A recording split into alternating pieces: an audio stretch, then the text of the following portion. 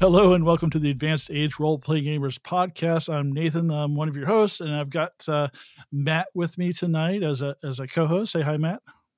Hi, Matt. And we are graced with a special presence. You may notice on the screen one Anthony Cupo, our sometimes cast member when we can grab him. So thanks for joining us, Cupo. I brought him on because we've got we're going to talk actual play tonight. We're going to talk video production. We're going to talk, kind of get into the guts of producing a super high quality, high concept actual play. And I thought Tony's background with being a professional filmmaker, video producer, like daytime job guy, he could make us look smart. So good luck with that. So, Brian, we've got Brian Holland with us. I was just going to say the other half of that is that Anthony's probably going to make me look dumb because I've done this like one and a half times. So, well, yeah, he's only done like little things like this owl documentary, something about superb owls. I can't remember what that was, but I know it's nature documentary. Somebody may have heard of that before, but anyway, so nobody got that joke. I did. Smart people will get that joke. Smart people like Brian will get that joke. And see, a joke I can make without embarrassing Tony too much because he doesn't really talk about that stuff. But anyway, but we're not here to talk about Tony. We're here to talk with Brian from Chaosium, and we're here to talk about Graveyards of Arkham. Welcome, Brian. How you doing today? I'm doing really well. It just hit me a moment ago that I've been invited onto the Advanced Age Role-Playing Game podcast. Yep. I want to say I don't think I'm of advanced age, although the other day I had my first sort of like aging panic moment when someone mentioned to me that if they rebooted Austin Powers, he would be traveling back in time to the 90s. And that deeply upset me. So the cruel and linear passage of time strikes again. Thank you so much for having me, though. I think last time I saw you all was at Gen Con last year. Yeah. And I hope to see you again in Meat Space then. So thanks for having me on. I'm really excited to talk about graveyards. Yeah, it's a pleasure to talk to you again. We had a whirlwind slew of interviews last time we saw you, and that was our first time kind of interacting with Chaosium, and it was such a pleasant experience. Everybody was super nice. So that's why we're hitting you up again. We only talk to people that we like. So that's good. I'll put another feather in my cap. There you go. You should feel proud.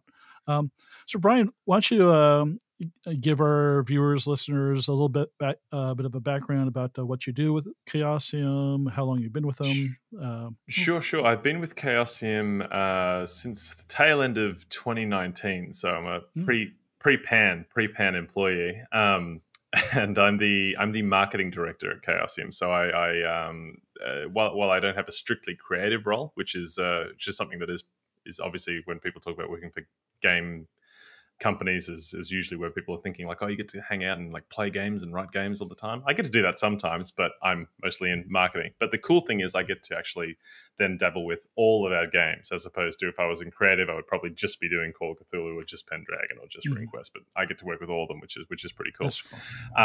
As far as Graveyards of Arkham is concerned, I was the one of the executive producers on that series. So we had myself and my boss Michael O'Brien, who we affectionately call Mob, with the EPs, and then our production studio, Good Time Society, who people may know. So that's Becca Scott and Jack Michael's company, and they do. I think they started sort of in 2020, and they were doing Call of Cthulhu sort of Zoom actual play stuff during the pandemic, just when the sort of Zoom version of actual play really sort of took off.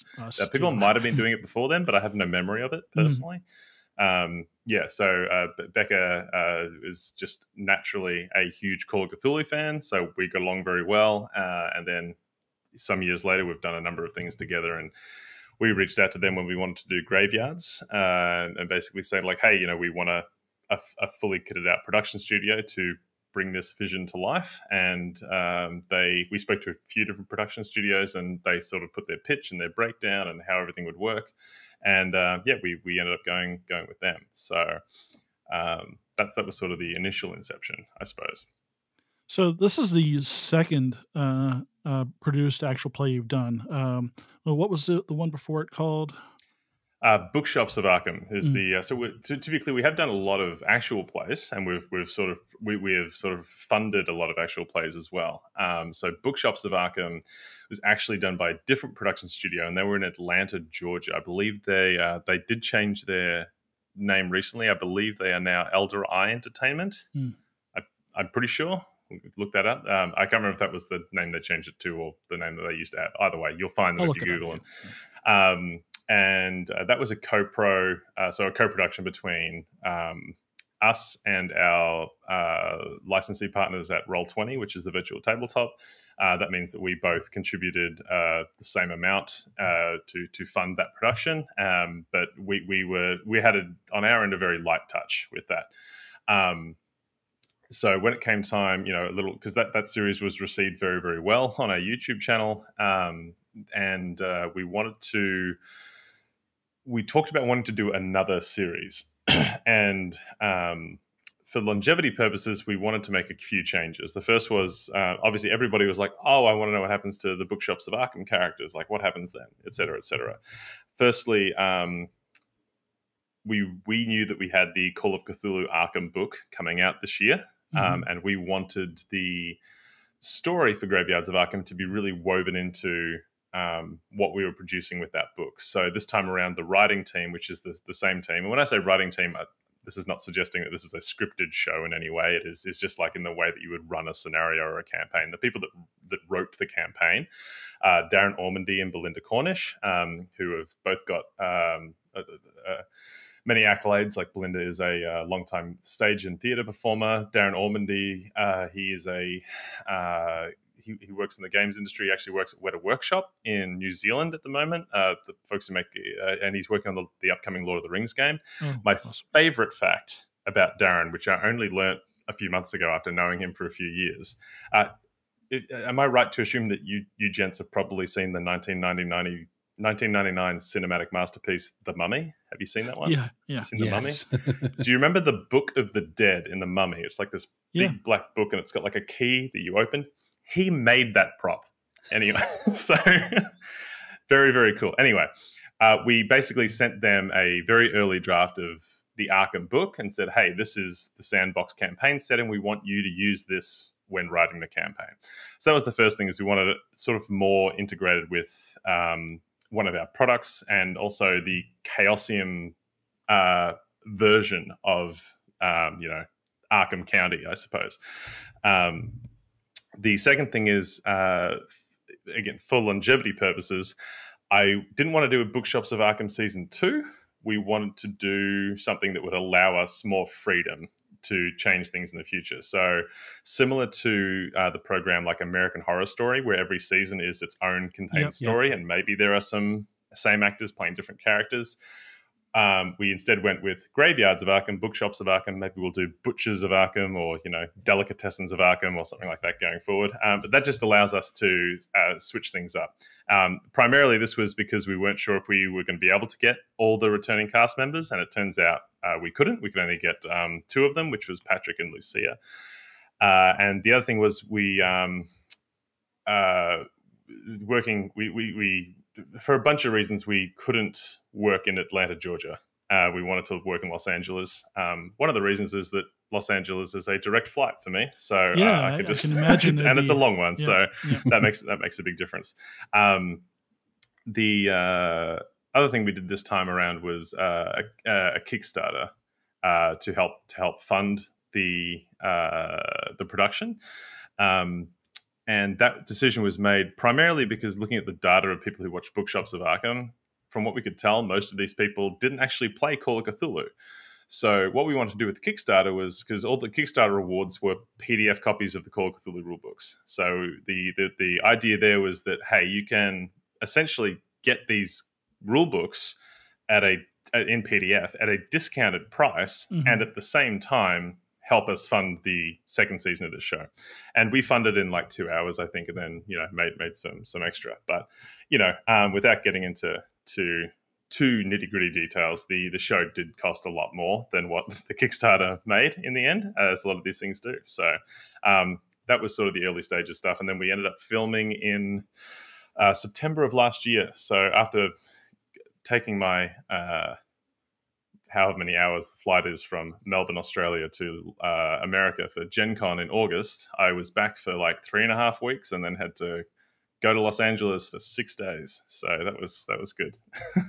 It was very fun though. So yeah, I was looking at what you brought in from the Kickstarter, and that didn't really seem like enough to cover things. How many episodes have you done? Are you so there'll be 6 episodes, which all right, so let's let everyone behind the curtain for a second. Sure. That was 3 days of filming. So we would film 2 episodes per day at the Good Times Society studio in Burbank, California. And this was I mean, for me, it was the first time being on like a set for anything, and it was, from my perspective, and also talking to other people on set, it was a extremely professional like production.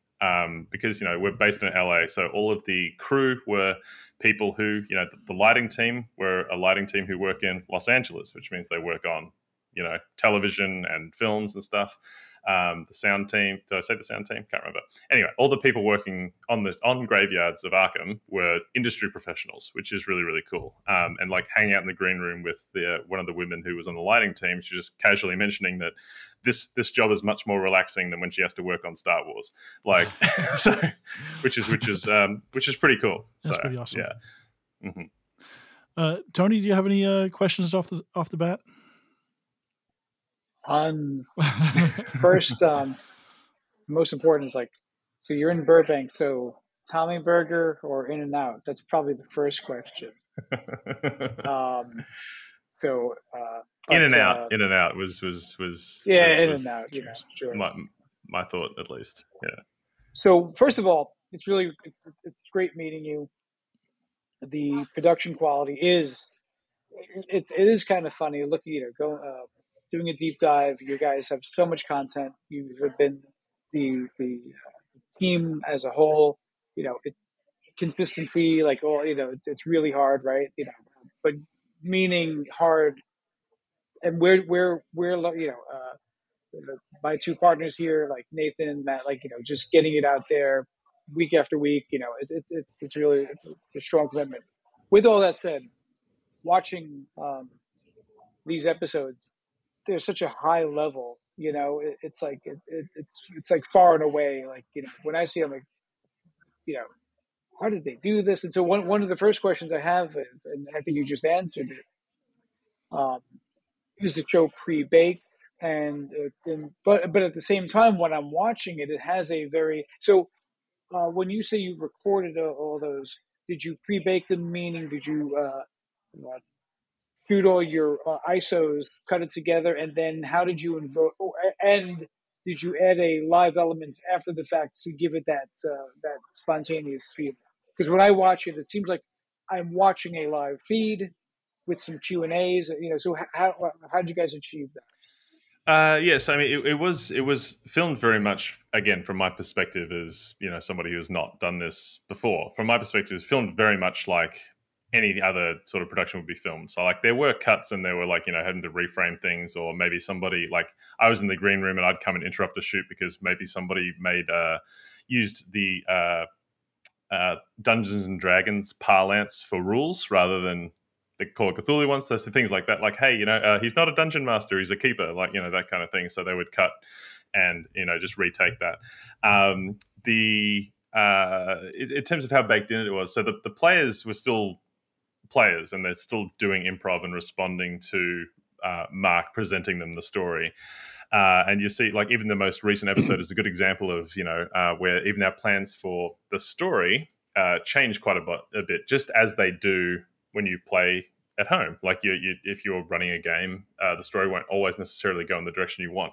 I suppose the added difficulty we had was we have some guest NPCs. Yeah.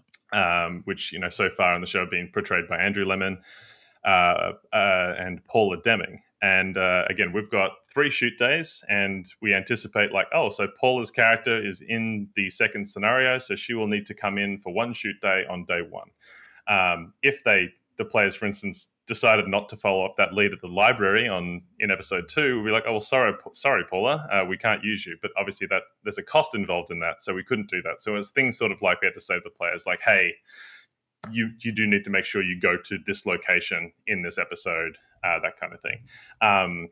So the end of episode 3, episode 3, the most recent episode that aired last week, Becca Scott turns up right at the end. Now, the original intent was for her to be in more than half of that episode, because we thought like, oh, the characters will for sure follow up this particular lead, and then Becca will be there. But, players will always surprise you. So we had to move things around. So there were a few difficulties like that. We also had an illness on set, which meant that one of the guest NPCs, Cynthia Marie, couldn't come to shoot, which was a big shame. And we were lucky that we had Belinda Cornish, one of the writers, who's also Mark Mear's wife. She's on set with us, and she and I would sort of talk about like how we're going to have to change the story to fit certain things in various episodes or whatnot. But as I mentioned, she is a very well accomplished stage actress, and she was able to take up that role in the end. I am realizing that I'm rambling a little bit. I'm not sure how much I've answered your question, Anthony. So yeah. So again, studio professionals, sound, lighting, camera. I'm going to ask you about, and this is getting into the minutiae as far as like switching, like, what equipment may have been used. But I think, again, to your answer, time is money. You have the studio for, I guess, you booked it for how many days? And because of that, how much pre-planning we're like, hey, we got the studio for like, we have all this wonderful stuff, but we need to knock out. Yeah. Let me add on to let me add on to that question before you answer, because that's leads into one. So figuring out what kind of goes into making something like this, there's got to be a ton of pre-production put into it. So if you can answer Tony questions, but also kind of like, how much time did that take? What are some of the more interesting moving parts in planning a studio production like this? If you could kind of ramble about that for a little bit, that'd be great. Yeah, sure. So we are lucky that Good Time Society actually have a studio. They didn't have to rent one, and that is one of the reasons. There's a number of reasons, but that was one of the reasons we ended up choosing them as our production partner, because they had the studio, and it was 3 days of shooting. And there was I believe 1.5 days beforehand for bump in and set deck, and then they did a tear down on the fourth day in their own time. For our folks, would you tell people what that is? Set deck and sure. So that was the. I'm not sure how many establishing shots there are in Graveyards of Arkham where you see the full set, but that room where that set is just an empty square room with white walls. So that means that like the fences, the graveyard, the floor, the trees, they were all built and brought in and custom made for this by the production designer Daniel. And he did a phenomenal job. And this sort of does lead into the other question, which is how much pre-planning is involved. The answer is a lot. So obviously before we went to Kickstarter, we had to have our production partner locked in. So we were talking with the folks at Good Time Society about all the various needs, probably, I think in late July, like early July, and that was for a September shoot. Luckily, again, they are total pros, and we just said like, hey, here's what we want for the set. This is the theme. It's about graveyards. There's evil monsters which are associated with moths. Like this is the end. Here's what bookshops look like. Here's what we want to emulate. We don't want to have a table in between players, because that's one of the things that the audience responded to so well, was that there's no tables. We want to make sure that people's iPads are in like, cool, disguised in some ways, that they might look like notebooks from a distance, all that kind of thing. And they just said, yep.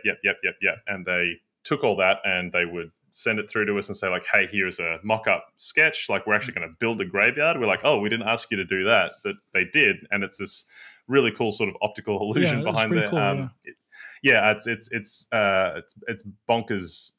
What a good job Daniel did just making all of that, and we just happened to mention like, oh yeah, there are moths in this story, and he just, you know, if you look closely, you can see in the brickwork like there are like fossils of moths in there, and as the series goes on, more butterflies and moths appear in the set around there. When it comes to lighting and all the sound and that kind of stuff, we were lucky in the fact that they knew what Call of Cthulhu was. Becca herself is a huge Call of Cthulhu nut. We said, look, there's obviously a very specific mood we're going for here, and they communicate all that to the lighting team. We show up, you know, and I felt very important coming in and them just saying, is our client happy? Is this what you'd like? You know, we made a couple of minor changes. It was in terms of the equipment, I can't tell you specific model types of cameras, but I can tell you it was I believe a 5-camera setup. So all 5 cameras were filming concurrently, and then the editing process, which thank the Lord I was not personally involved in, but was taking the feed from those 5 cameras and chopping them up into a coherent thing. So it is. I'm sure people look at it and be like, oh, there's a lot of work that goes on here, but I don't think people realize just how much work is going on there. Like, so when you're watching Graveyards of Arkham, like it's sort of like that Nathan Fielder meme where it's like, you know, oh, all my friends are just off screen laughing as well. Like there are like 8 or 9 other people directly nearby who are responsible for all kinds of things, which is probably the other thing that people don't realize is when people say like, why don't you just do these all the time? I'm like, it's because they're very expensive, particularly if you pay people properly. I think one of the reasons we were lucky to get so many talented folks working on it, not just because we were paying people properly, but we were also filming this. If anyone is familiar, what was happening in the film and television industry in September of last year is that there was a joint writers strike, and the actors strike was also going on. Now, to be very, very clear, both of those unions had emissions for actual play content. So none of the SAG or Writers Guild members who were working on Graveyards were performing struck work. So that was all A-OK, which was cool. But because so many productions were shut down for various reasons, I think that some of the crew that were working on were just like, oh, good, I've got a gig. Because there was like a follow-on effect from like, you know, oh, we're shutting down because I know Florence Pugh is striking, means we have to stop making this show. Means that the lighting people, the sound people, everybody are out of work as well.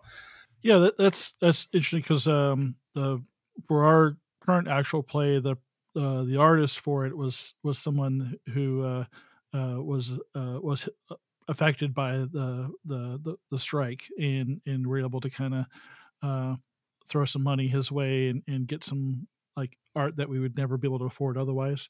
So, yeah. It's very cool. Nathan, I would like to circle back to that feeling that it's live. As far as like the interaction, can you speak to that a little bit? The feeling that it's live. What do you mean when you're watching it? I'm watching like, oh, I feel like anything could happen here. And so, was that something that by design or? I think a lot of that probably comes from the fact that the players are still playing a game and they're still reacting to what's going on. And they may have been told a couple of things like, hey, you know, we've got Paula here today, so you kind of need to make sure you go to the library at some point. They still didn't know what was happening. And there's a great example of this in the episode, which I'm not sure when this particular podcast is going live, but at time of recording, the episode that is streaming for the first time tonight has a big reveal in it, which the players did not know about. And we made sure we kept this secret on set. We made a point of saying like, hey, the actors have to leave the room while we install this thing. Like Mark actually says to the players as part of the stream, like, hey, players, please cover your eyes while we bring this on set for this, and then open your eyes and react to this thing.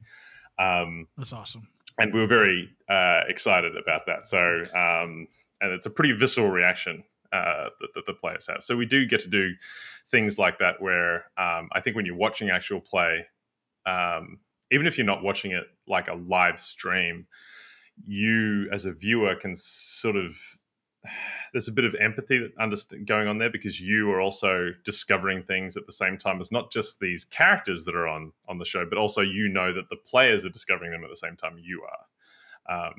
So I think there's a unique sort of, what's the word I'm looking for there? Definitely a hybrid form of entertainment. Because I was watching episode 1 today, and I it's kind of funny. We've watched everything from just, you're on the spectrum between just an audio, right? Audio only, streamed out, all the way to like, you've got like the D&D movie or whatever, right? That's like your other total spectrum of like fan. Yeah. But what caught me is like, I know with our podcast, we do audio, we do video, but it is just us, right? It's just us playing. But I was immediately drawn in that I was both entertained by the storytelling and by the presentation. Like I was immediately drawn. The characters are wearing costume. They're in voice. There's this, and I think not having the table was a great idea. There is this, I don't know. It reminded me of when we've played like How to Host a Murder. Sure, right? There was this very comfortable feel. And I was struck by that this is really, and I don't know how many people are doing that. It's definitely a somewhere in the middle type of entertainment that I found both watching this is entertaining, listening to this is entertaining. It was very interesting. And I just, as a question, because I was just, right, in a story that someone shoots, like a series, you have a script, people write the script. There's usually not a lot of change. How, given the chaos of players as they are, and how many times, so I would say what you said earlier, the writers were there, right? So how many times did you have to like huddle and go, oh crap, they shouldn't have done X, so they shouldn't have done, like, how many times did you have to like dynamically go, okay, how do we do this? Yeah, there were some kind of major changes that were made. I'm not going to say in real time, but in between episodes where, for instance, there was, I'm not sure if I can say this depending on where this is going, but there was a point where the characters basically discovered a lead and because they just huddled in the game, they basically discussed like the possibility of X or Y happening. And I'm in the green room watching the feed, and Belinda next to me says, oh no, they're going to figure out this thing that we didn't think they would figure out until episode 3 tomorrow.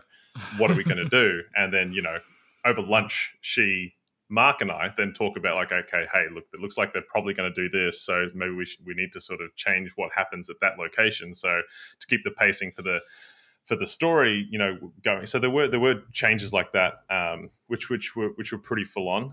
I think the added layer to what we did with Graveyards has been with the guest NPCs. And we did mention this a little bit a couple of times. But I think the big thing with the guest NPCs is that that's a different actor coming in, and they're not a player. They have a character that they portray, but they also know a lot more about what is going on than the players do. So they're sort of an extension of the keeper or the person running the game in that sense. And I just think it's really good. Like I was watching Paula Deming coming on as the character Pippa Franklin, who's this really bubbly woman who is married into high society and clearly does not fit in with high society. And she does an absolute great job at it. But I was just watching it on YouTube the other day because I was scraping things out to put it on TikTok of all things. And I was just watching and remembering like, oh, like the players sitting here looking at her like, oh, you as a person know exactly what's going on, just like the keeper does, but we are interacting with you in a completely different way. And by the same token, there's in episode 1, and Andrew Lehman's character, Wallace Phillips, who's a retired police officer, one of the player characters in character says, "Oh, are you armed?" And Andrew just looks at the keeper just to answer the question. He says, "Is like, oh, you are not," that kind of thing. So it adds a really cool extension. But in terms of the hybrid type of entertainment, I was actually talking to Patrick Logan on set. So Patrick Logan, who plays Archibald Desmond, the doctor who's a World War I veteran, he was saying that as an actor, this is such a unique medium because it's not like it is full improv, but it's also not fully scripted. He said it's like scripted in the sense that I have a character and I know who I am, and I've written my character's backstory. And I should point out that all the players created their own characters. Oh, great. And he says, and then it is just he's not saying anything that's groundbreaking to people like, you and I who play role-playing games all the time. It's like, or I'm doing what would my character do in response to this situation. He's talking about role-playing. But he says as an actor, when you're doing that on set in this situation, it is a much more unique and exciting sort of feeling than when it's just, I've just got to remember my lines, I've just got to do this. And it's obviously not the whole, like, I'm walking in and, yes, and I'm not doing full improv either. It's this really cool and unique sort of hybrid. And when you've got games, not that we're big nerding ourselves, but when you've got games like Call of Cthulhu that deal with more mature and sometimes lofty themes, there's a lot of real meat to dig into there. And I think as the series goes on, we see more of each of these characters, and by the end, it's just pretty cool just how hardcore they went there. Yeah, just thinking about the medium, and as Matt alluded to earlier, there's quite a rainbow of styles of actual play, and we're in kind of a weird spot ourselves, but just thinking of it as a you're Chaosium, you're not a charity, you're not like just a guy, there's got to be some value in it for Chaosium to produce this stuff. You're just not just being nice guys and, hey, here's some free entertainment. I see that my thinking, of course, there's a tie-in with the new book, but I guess long term, what does Chaosium get out of continually funding and producing these high value? Sure. So I think part of it is, it's always good to have people playing your games. Yeah. When it comes to these, productions that cost tens of thousands of dollars, not to mention the time involved for Chaosium staff like myself, that is more of a, like, this was pitched to Chaosium leadership is like, this is a Call of Cthulhu lifestyle marketing activation. So we are going to show Call of Cthulhu played at the highest level. Yeah. Pitched as a lifestyle. These are the kind of things that you can do with this game if you want to. In the same way that Critical Role to some degree is taken Dungeons and Dragons to that other next level. I mean, that's the obvious comparison, right? Yeah. And there's just the sheer difference, because we put up an actual play from our Stream of Chaos crew, because we actually have an internal crew that stream once a week on our channels, and they stream primarily Call of Cthulhu, and they go through like the various published scenarios that we do, and we get decent viewership, but the sheer difference, like in views and attention that these productions get is really something else. I suppose with Graveyards, the added value this time around was that we can directly tie it into the Arkham book. And like, there are NPCs and characters that you meet in Graveyards of Arkham and locations you go to in Graveyards of Arkham that are literally in the Arkham book. And things like when Mark says, describing the Rivertown or the part of town that you're traveling to, and the map and images come up, they're all images from the book. So yeah, it is, to be very capitalist about it, this is basically a way to encourage people to play our games and buy into the Call of Cthulhu lifestyle, I suppose. So I know Anthony's had his hand up a couple of times here. Yeah, go for it, Tony. With that said, like, you're part of your role, like, as you alluded to with the TikToks and the posting. I think we would be very interested in your strategy. Only, sort of how much. What is your general strategy, and what's your end goal? And I guess part of that, and then to add to that, is, do you have two tools, like, let's say, TubeBuddy, or things that you rely on for those metrics to know what's working, what's not, or do you have a general sense of strategy that you could maybe share with us? You mean for TikTok specifically, or for I think you're marketing in general, right? Well, sure. Yeah. I guess, probably YouTube and TikTok. Because part of it's like, here we are, we're gung ho, and you probably hear this a lot from other podcasts. We're gung ho. We're putting in the talent that we have at our disposal. Again, being working dads and what have you. And so we're just curious, like, if you maybe have some tips on like taking it from a grassroots level and what you would what tools you would use or what strategies you may have to like to help folks like at our level to start taking it up a notch. Yeah, sure. Look, some of my suggestions might be outdated because it's a while now since Chaosium, even when we were growing on socials, was at a sort of grassroots level. And a lot of that was probably built before I actually joined the company as well. Like, so my boss, Michael O'Brien, Mob, he actually started the Chaosium Twitter account, I think in 2016, and he grew it he didn't spend a cent. Like he grew that organically. And when I came on, we were at like 19,000 followers. Now we're at like over nearly I think 35,000 followers, something like that. He's someone you should ask to about growing your grassroots Twitter account, because I don't know how he did that, which is really cool. One thing I would definitely suggest if you are spreading across socials is make sure you're using a scheduling tool, so you can, sort of for one thing, scheduling stuff, your posts, be they on like YouTube Shorts or Facebook or Instagram or Twitter. Scheduling them ahead of time means that you guaranteed to hit them at the times that you know that your target audience is most likely to see them. So, for instance, if you think most of your audience are people who have a disposable income who are going to be working Monday through Friday, you might want to schedule a post for between 12:30 and 1:30 when they're likely to be at lunch scrolling through their phone, or at 8:30 in the morning if you think so again, if you're maybe targeting a group that's in New York, and you might schedule a post for 8:30 in the morning when people are most likely going to be commuting on a train and spending their time on their phone, just things like that.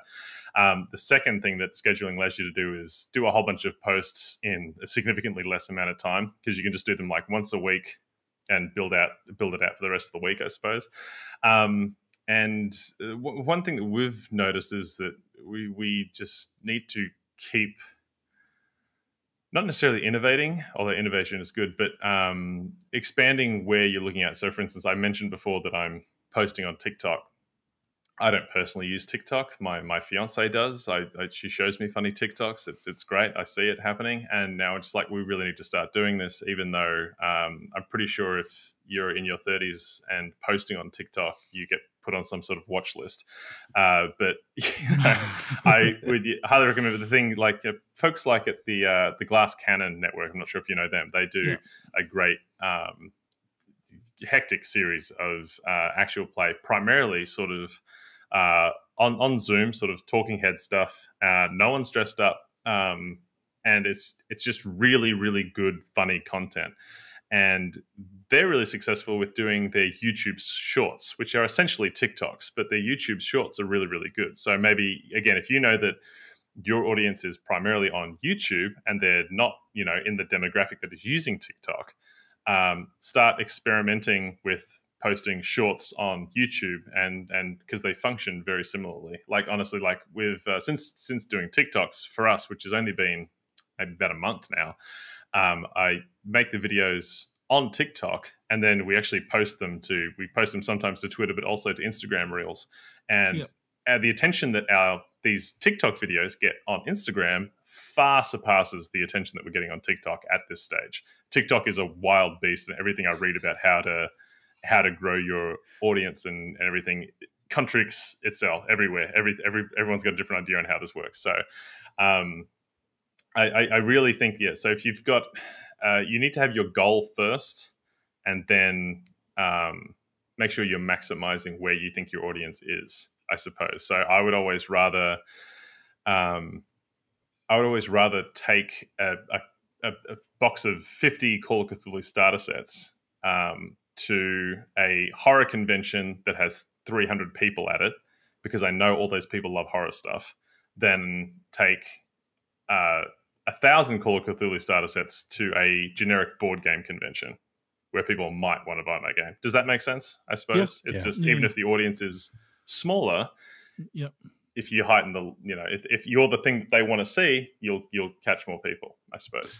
Yeah, So it was all very broad. That might be a whole other podcast, though.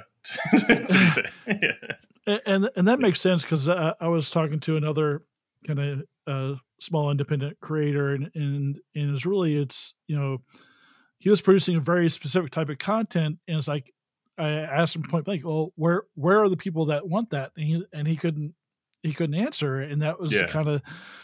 So I totally agree with you. You kind of have to move to where the food is, or you have to be able to identify where the food is. Yeah. So before you can go hunting. So put it again in a more capitalistic language there. Exactly. Yeah. But yeah. So it was. I've been doing some ad hoc TikTok stuff, some shorts here and there, some Instagram reels, and it's it is the interaction is actually pretty good on some of those places, and so I can definitely see it working out. But it is a ton of work of putting that stuff together on top of everything else. So it's one of those things that smaller creators like us really have to think about. How we're going to create enough content to spread across those different channels, and the idea of a scheduling tool to kind of automate some of that makes it makes a big difference. And depending on the scheduling tool you use, they actually will send you I think it's either weekly or might be monthly, but reports on like, hey, the posts that you did on Mondays generally performed worse than the ones you did on Tuesdays. As long as you're on top of like, oh, well, Tuesday we always posted, the show's now live versus Monday we just posted like, here's a funny clip you missed. Maybe we need to change that around or swap those things to, you can make change because it's not an exact science. And I think the important thing for anyone trying to do any of this stuff to remember is that even when you go on and you see like a gigantic TikTok account where it's just like, it might just be one dude who just talks about Dungeons and Dragons at the camera, and that's all they are. And maybe they're funny or maybe they're not your sense of humor, but you're like, wow, 8 million people have watched this, really? The thing to remember is that if you scroll, you'll be scrolling for a while, and that this person has spent a long time building up this. I get fed because I think TikTok knows that I'm a marketing guy somehow. The only TikToks I actually get on the Chaosium account are from other TikTokers saying like, here's how you get 100 million views with this one simple trick. And I'm like, none of that's true. So I'm not going to click your link. I'm sorry. It just, it takes time. What's the old adage? It's it takes a lifetime to be an overnight success or something like that. It's yeah. So, I guess I mind if I ask, so cast, so you're putting together this sort of a production, right? And so like us, we're just a bunch of yokels that hung out together, right? But you're putting together, this is a professional showcast. So what's that process like when you're looking for sort of still to play, but people who are going to be professional, who are going to be part of these productions, what are you looking for in cast members? Do you do like session zeros? Are there like familiarization sessions before the game to like say, hey, because some of them may or may not have played that particular system. So I was just kind of curious how you working with on sort of a professional player level. Sure. So I actually got one of my first jobs in the tabletop games industry was working for Paradox Interactive on Vampire, which was very exciting to me personally because I'm not sure you can see my shelves behind me, but that's my first role-playing books were all Will of Darkness books. And that was cool. So the actual play series LA by Night was something that I didn't work on, but I was helping promote on my role there. And I was only a very junior level sort of part-time role. But then I see comments on the Graveyard streams that are like, like half of these people were in my other favorite show, LA by Night. That's so cool. I'm like, oh, what a weird coincidence. It's almost like I met them and then was like, hey, we should stay in contact. And then that kind of thing. Like, it also helps when you're working with a production studio like Good Time Society. If we just said to them, hey, can you cast this for us as well? Here is the budget. Here are the, we don't want it to be all men. We want, like if we gave them some parameters, they could have come back and just said, yeah, here's the list. What do you think? This time around, we because we were going for that anthological feel, we ideally wanted, in a perfect world, we would have had all 4 people who were in Bookshops of Arkham come back and play different characters. But scheduling conflicts, travel time. Some people had changed jobs and didn't have the time anymore. That's fine. So we did manage to get two. So Patrick and Lucia came back, and then we sort of knew for the other two roles, we already work a lot with Nora Ibrahim and Josephine McAdam. And we had a good working relationship with them. And, pardon me, both of them had also worked for Good Time Society in the past. So we sort of said, what do we think about these people? That's great. The other reason we were gravitating towards them is because we know that all these people had played our games before. Now, one of the best things about Call of Cthulhu, just to get my salesman hat on, is that it is dead easy to play. If you are a player, I can teach you the game in 30 seconds. Everything you need to know. You roll these 2 dice, you roll under whatever that thing is, the number is, which means that if you've got a brawl of 50, you have a 50% chance. So all these are percentages, and then that's all you need to know as a player. Congratulations, if you haven't played Call of Cthulhu, you can go play it now. You can't run it, but you can play it. So we're lucky in that sense. So we did do a session 0, which was over Zoom with, I believe it was Mark and Belinda and Darren, the writers, because we basically told the players, please create a character and send them through to us. And this wasn't so much of a let's make sure you got all the numbers right when you're making your character, but the writers wanted to make sure that the various character backgrounds could be woven into the story where they could, and we wanted to make sure we didn't have any characters that were like, oh, this particular archetype really just doesn't fit with this campaign. And if you were playing a home game, that would be fine. You can work that out. But when you're playing a game that we're sort of filming, and we don't want to have to take 8 sessions to get to find out like really how you fit in here. So we crushed that out. So yeah, we went over things like safety tools and such. But everybody in the cast had been on a set before, so they knew those core differences.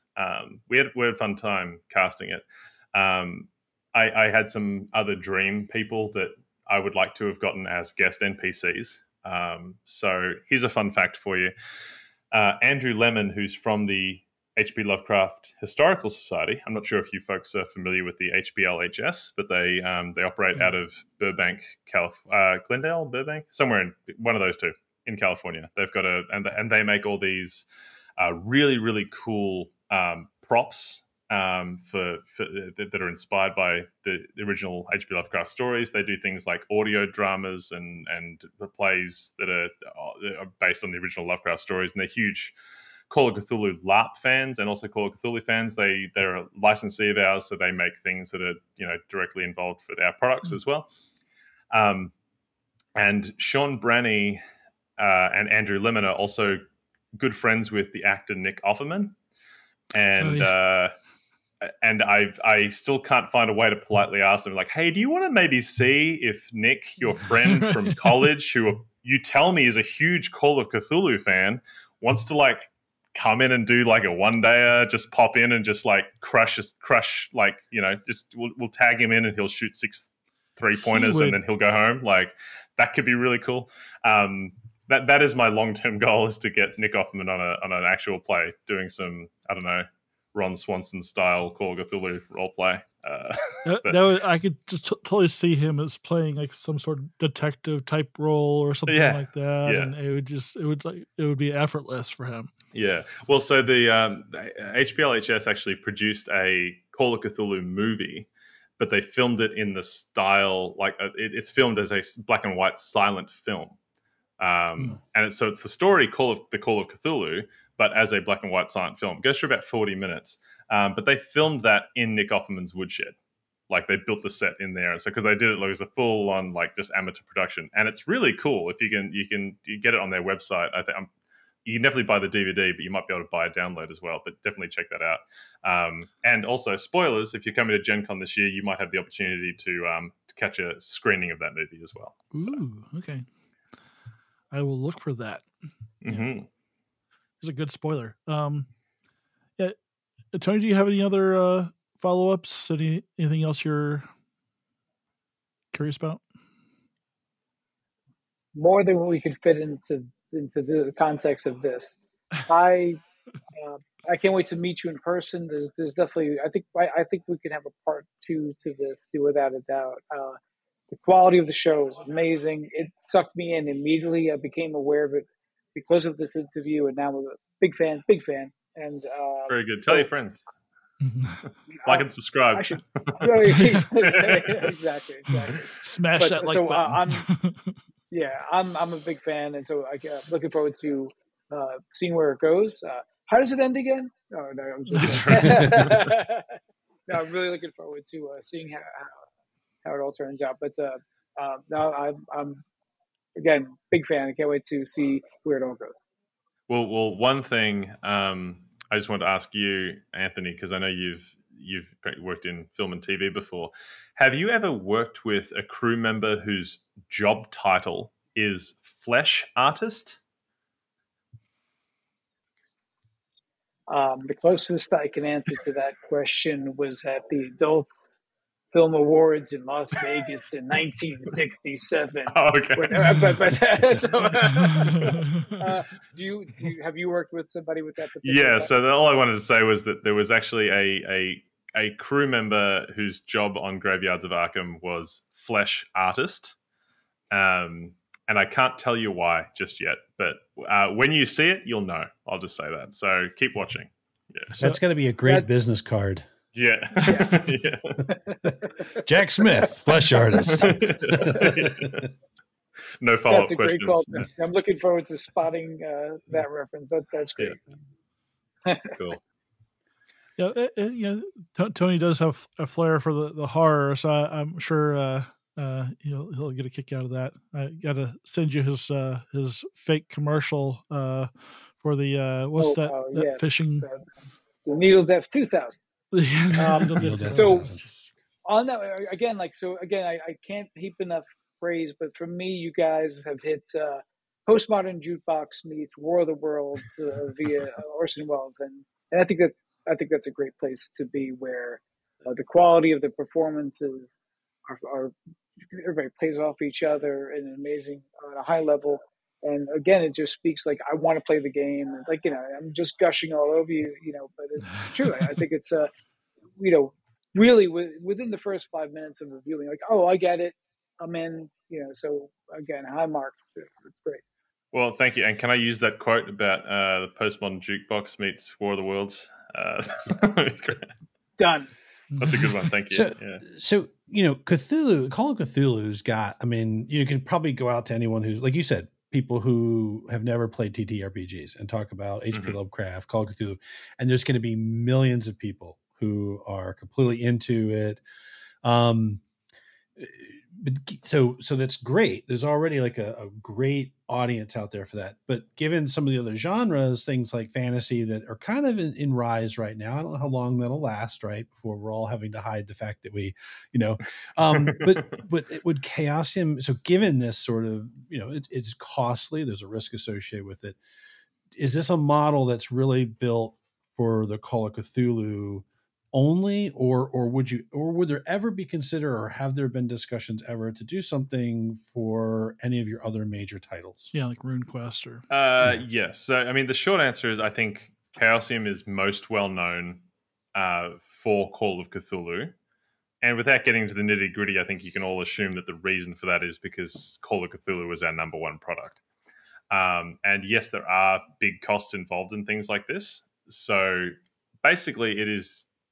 It really just comes down to, I would love to do a Pendragon specifically or RuneQuest production on this same level, with a beautiful like Glorantha themed set, and everyone's dressed up like Glorantha cultists and have got the tattoos done by professional like Hollywood makeup artists. Would be so cool. I have to convince my bosses to spend the money on that first, I think. So it's baby steps. Definitely not out of the realm of possibility. But right now, Call of Cthulhu is the easy sell. Can I speak on behalf of my? If you send us $500, I'm going to go to the local dollar store. We're going to make your pilot. Right? Okay. You need a proof of concept, right? And I think we're the people to do that. And if we go into one of your garages, we could do this. And I'm very excited to at least try. I just wanted to. I think if you give Tony $500, he's going to take a marker and just draw all over us over the tattoos. I've got a loincloth right back there. I can put it on right now. Well done.